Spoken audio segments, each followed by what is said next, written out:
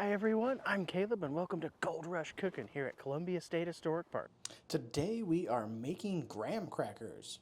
Now this old recipe comes from the late 1860s and is inspired by Sylvester Graham, the man who is credited with inventing graham flour.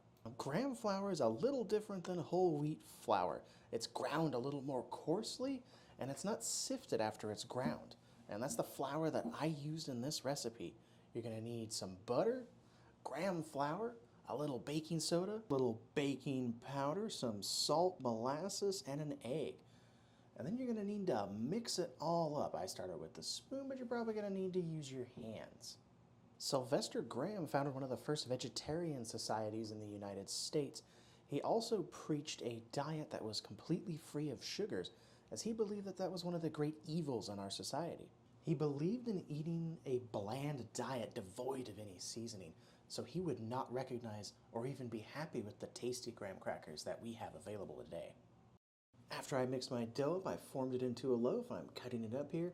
Then you're going to want to place it in a well-greased or buttered pan, throw it in the oven at 350 degrees for 15 to 20 minutes. Take them out, let them cool, and then enjoy. And as always, I hope you enjoyed today's video. For more content like this, please hit the like button and subscribe, and check out our social media links below.